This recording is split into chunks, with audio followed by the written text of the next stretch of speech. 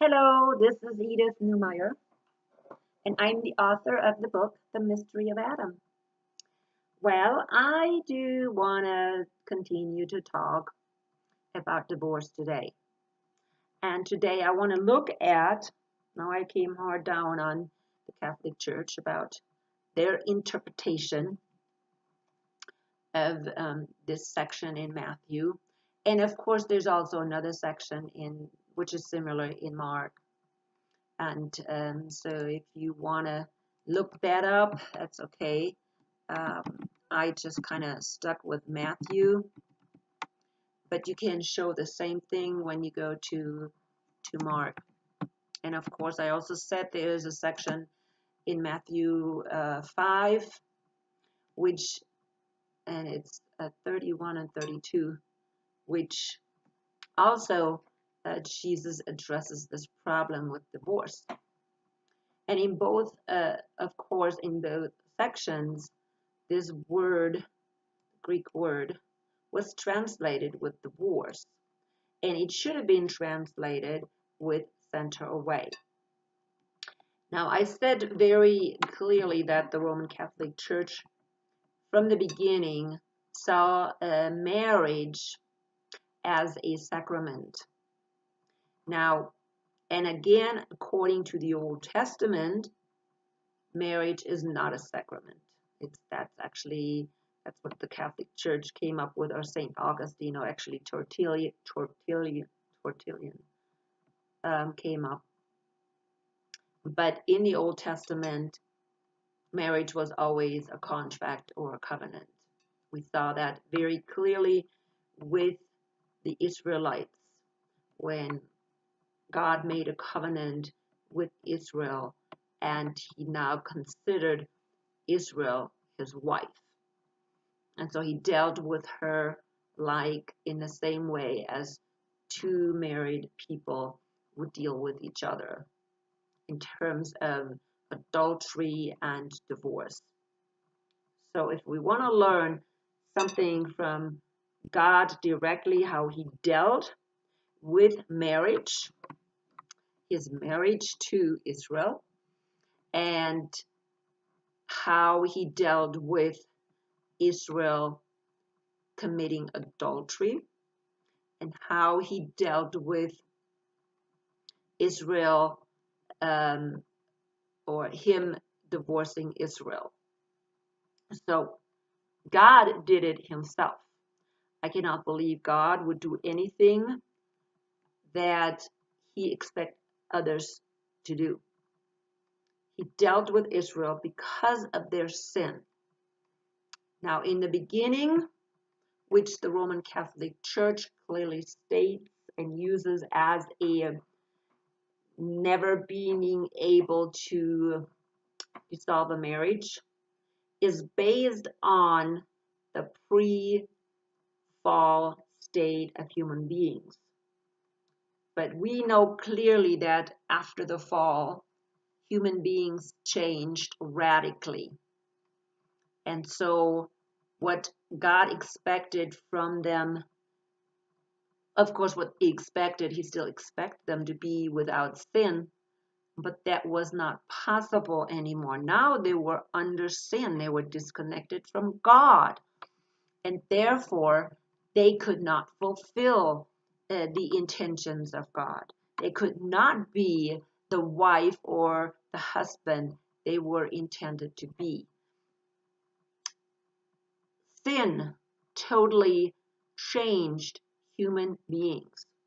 Okay, because they were disconnected, they could not love each other like God has intended for them to love each other.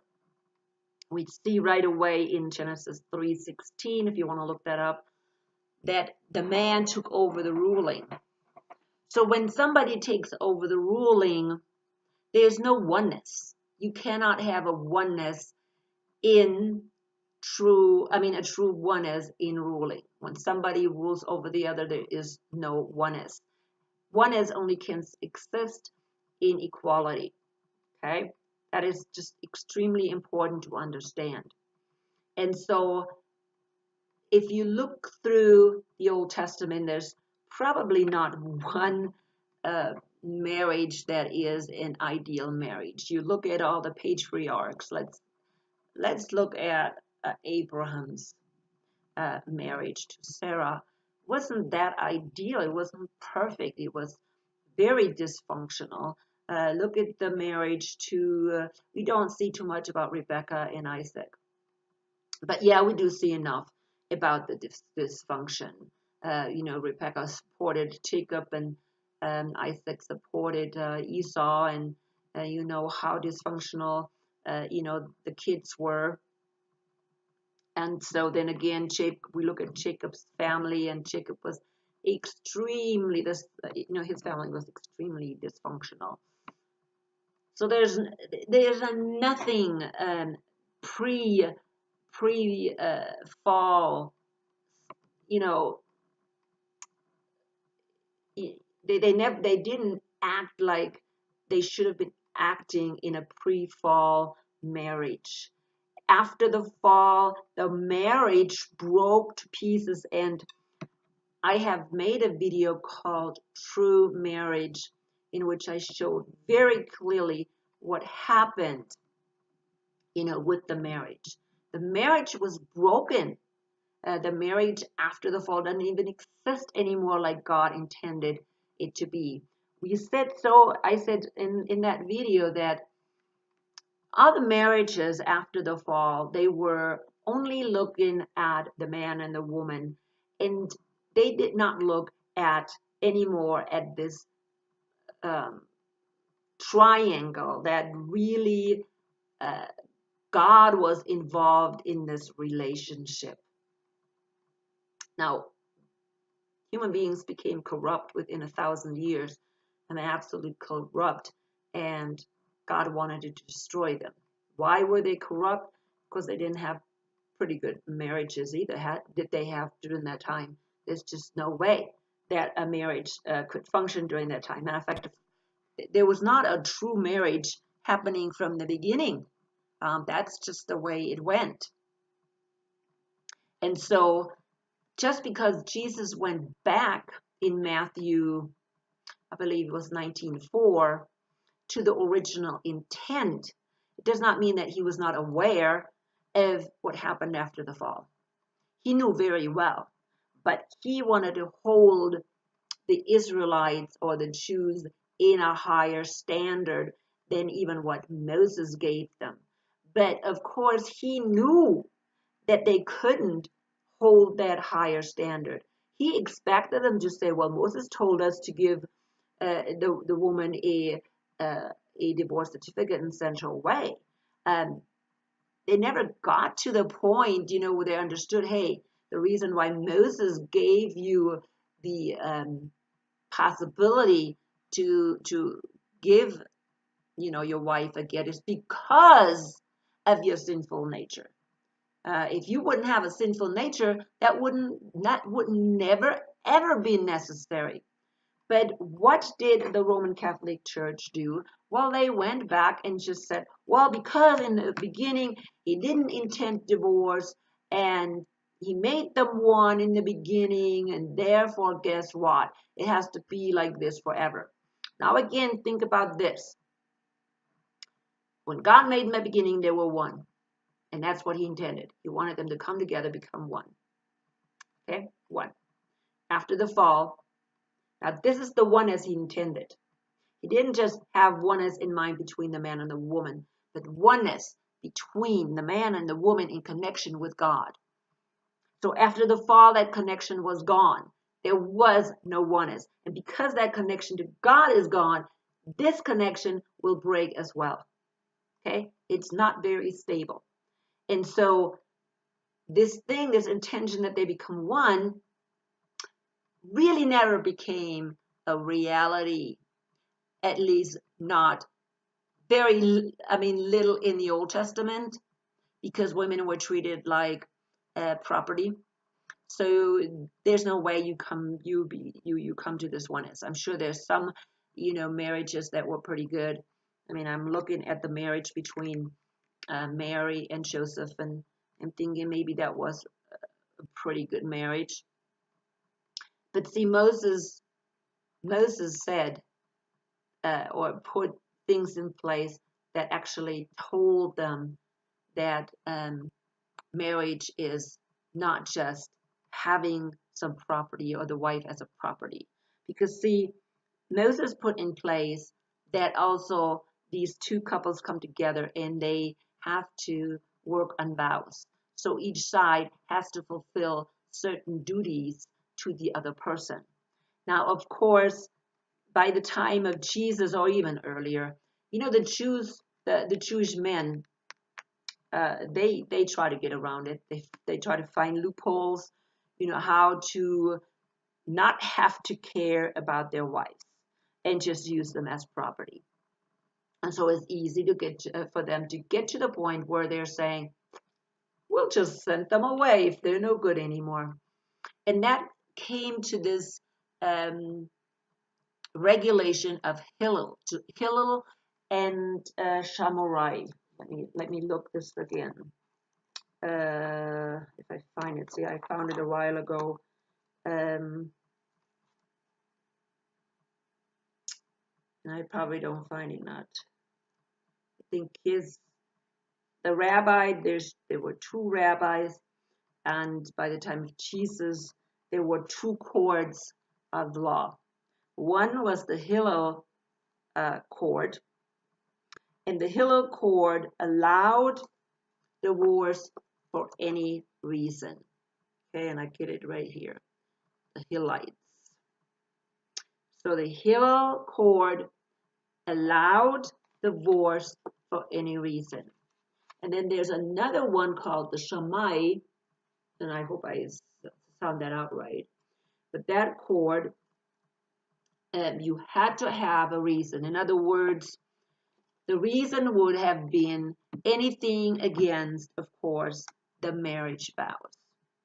You did anything against the marriage vows, that was a reason, for divorce. Now I'm getting this information from this book, Divorce and Remarriage in the Bible, which is a really good book by David Instone Brewer. I used it very well. It was very, very helpful to understand what went on during Jesus's time. And he did not, of course, go into detail with this original meaning of the word they translated as divorce. And so I did more studies to look at that.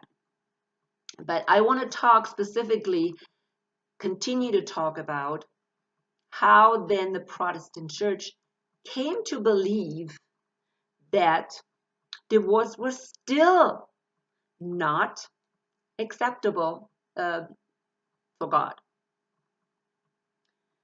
So we know that the Roman Catholic Church built their understanding on St. Augustine and the idea that a sacrament cannot be undone.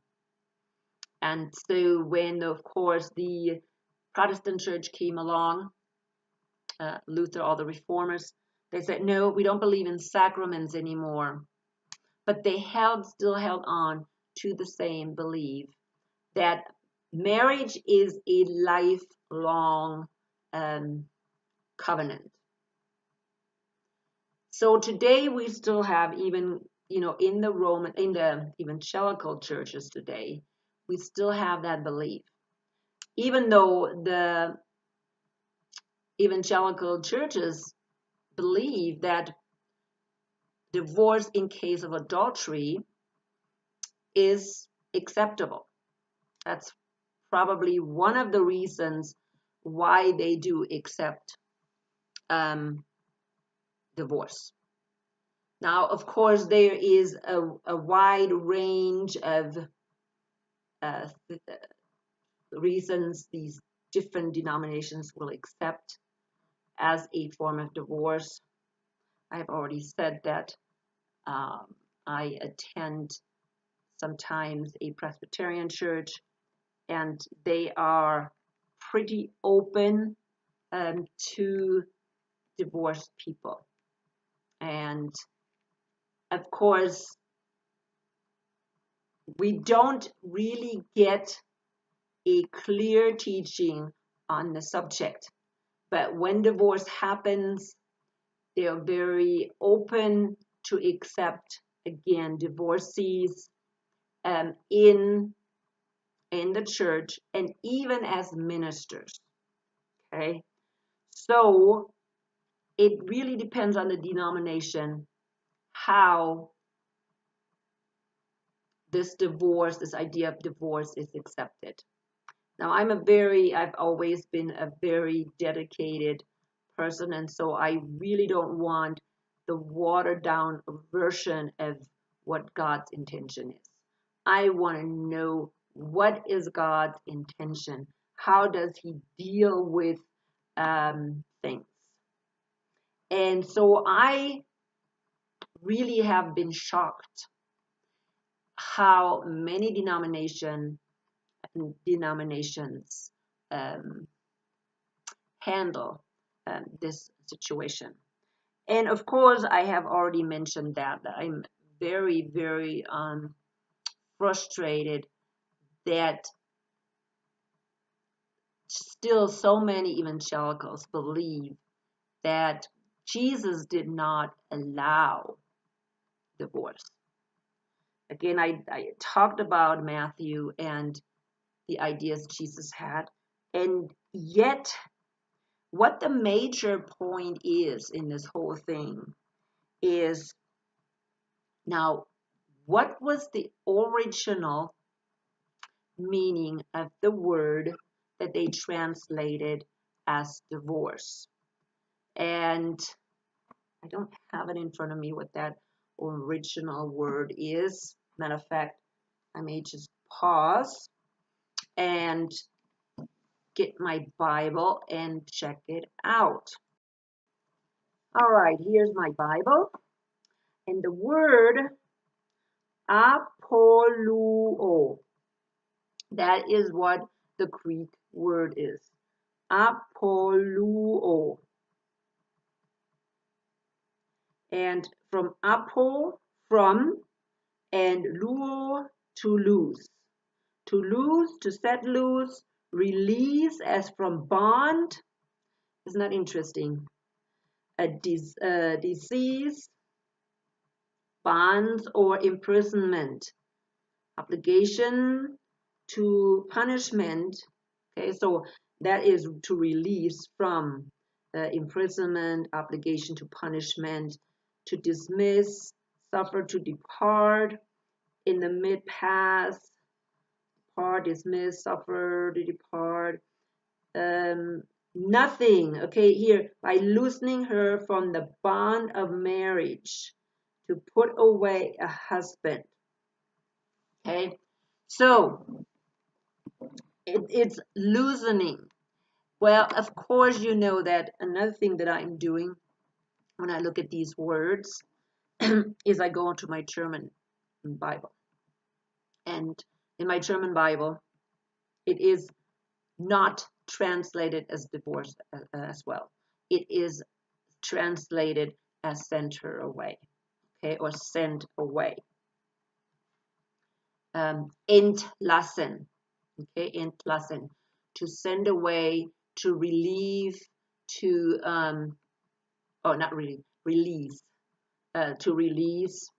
That's what the German word was translated as, to release, to let go, in a sense. So that is the bottom line, that word, okay? Now, my question is, for the evangelicals, because they still hold on to this false belief, which came out of the Catholic Church.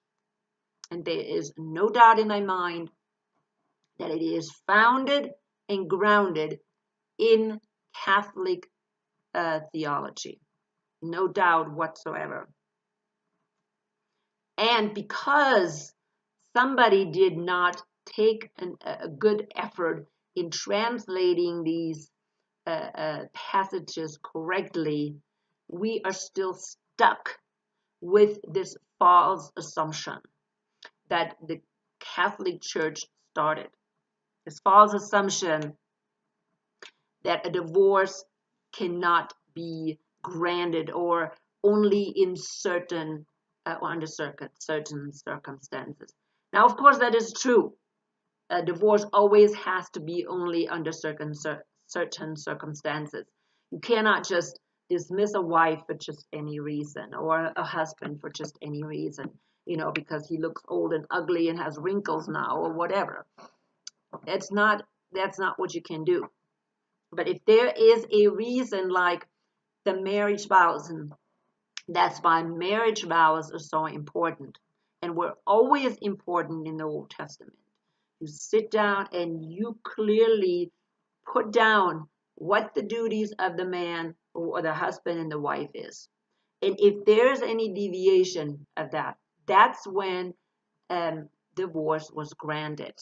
Okay, like if a husband was supposed to provide for the wife's physical needs or the sexual needs, if he now does not fulfill that anymore, there was grounds for divorce. Okay, simply because one party did not fulfill the vows. Now, again, that is not grounds for just sending somebody or divorcing somebody just for any reason. The reason had to be there.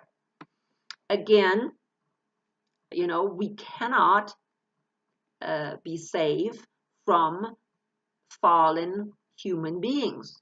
We may get married to a fallen, well, we do, because everybody is a fallen human being, and we don't know what these people will do over the course of many years. And so therefore, there's always needs to be a protection in place. If that person is changing and he's not continuing to fulfill his duty as a husband or wife, then divorce is allowed. But again, even the evangelical churches today don't see it that way. So therefore, I believe going to the original intent is extremely important. Now, somebody that I talked to about this said, "Oh, why would you think that these these translators who had such a knowledge about language, why would you think they translate something wrong?" Well, and I couldn't believe that person said that, because we have seen so many times that people translated things incorrectly. So many times. Okay?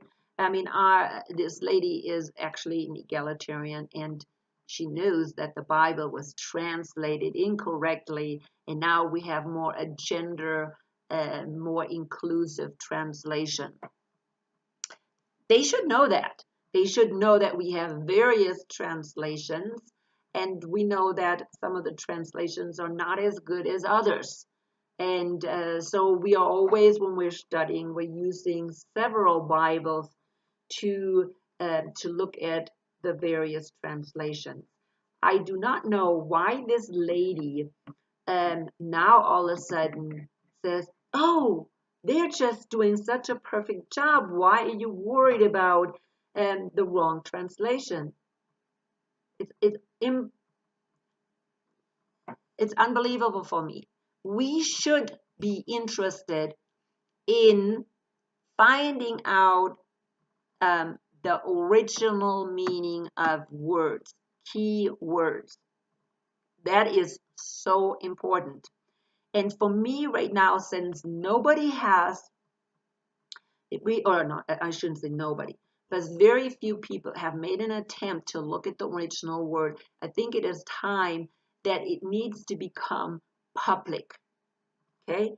It's time that it needs to become public, and people need to become aware that there are different things in place, and we have been dished out false interpretations about divorce, Christian divorce, about what Jesus thought about divorce and what God thinks about divorce.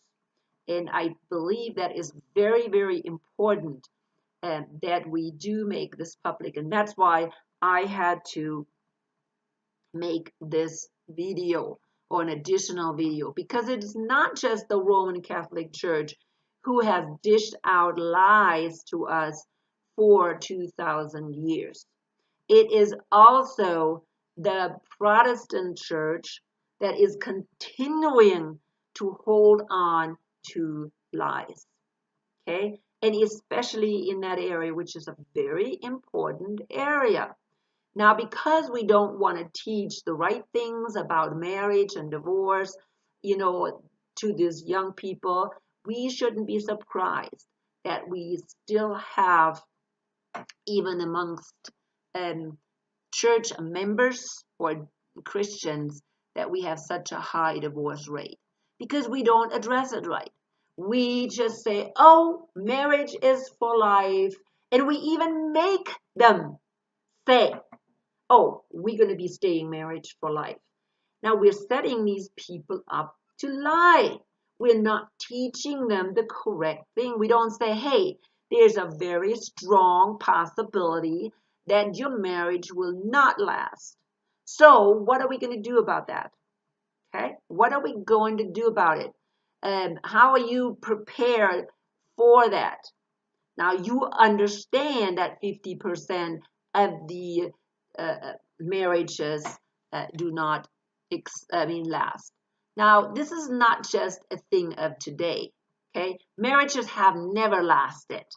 Okay, the couples may have lived together and pretended they are a couple, but in reality they never stayed really connected. There was maybe a connectedness there, but that connectedness just broke apart very, very fast. And all they did is act like they were really married when they were really, really not one like God has intended it to be. Now, when a couple is not one like God has intended it to be, guess what? There is no marriage. This whole thing about marriage, even in the church, did not even exist in the Old Testament. That is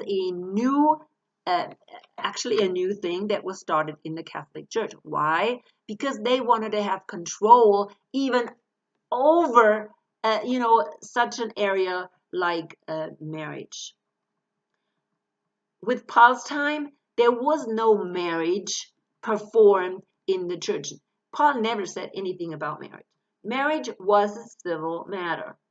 Okay? It was not performed in the church before God and all this stuff. Okay? It was a civil matter. Okay? Let's think about the marriage between Joseph and Mary. That was a private matter. A private matter. Okay? It's not this big thing. Now, good, okay, today we have more this celebration and stuff like that. And, but marriage, during Jesus' time was between two people that made marriage vows, that sat down together. And I have actually made videos about that. They sat down together, they wrote out, or said what they would do and what they're responsible for. And so then they said, okay, we're going to stay together. We're taking care of each other, and this is what we are going to do for each other. And that was it. That just was it. That was it. So when one of the partners did not fulfill some of these commitments, well, guess what? The other person could say, no, we're done with that. We're done with that. Now, of course, women were always held more under bondage when it came to marriage, because even with the Jews during Jesus' time, was nothing. She was kept almost like property anyways. She was kept like the children and the slaves. Okay, she was treated like children and slaves. So she had no right for requesting a divorce, even though it happened. I'm sure it happened, but a husband had definitely more power over the wife than the wife over the husband. And so most of the time, the husband was the one that got rid of the wife when she was no good anymore. Okay, he needed a younger wife or whatever. It was very easy. Oh, I'll get another one. But that was never really done before God in all this stuff that the Roman Catholic Church started with this sacrament thing. And again, it was nothing but a control thing. It was nothing but a control. And unfortunately, the Protestant churches, the Reformed churches continued with the same kind of stuff. Nobody was worried about it. You know why was nobody worried about it? Because it was a matter that concerned women. It was harder on women than on men because men didn't care. You know, they wanted to have a mistress, they had a mistress. Okay, but when women had somebody, oh my goodness, she did all kinds of stuff wrong. Okay, and she was punished for it. So, and also women didn't have any means to get divorced. Okay, they didn't have any means to get divorced. You know, in our culture, if you think back even 2,000 years, women didn't have any right. No right whatsoever. Matter of fact, when she got married, she even lost her property. Okay, the husband now had a right over her property. The husband had the right over her children. She didn't have any rights. And so I think to look at this marriage arrangement and divorce is extremely important for uh, this egalitarian movement.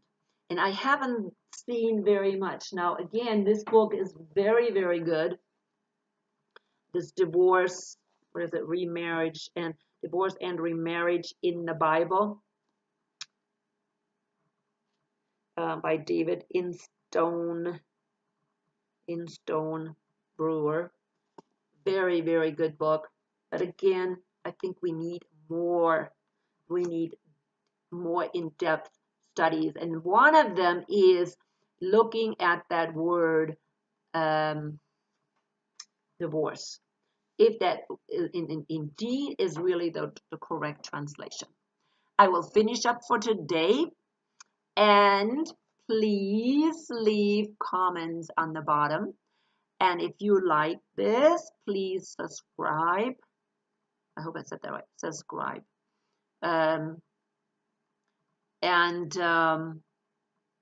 Anyways, let the Holy Spirit guide you, and I will talk some more next time.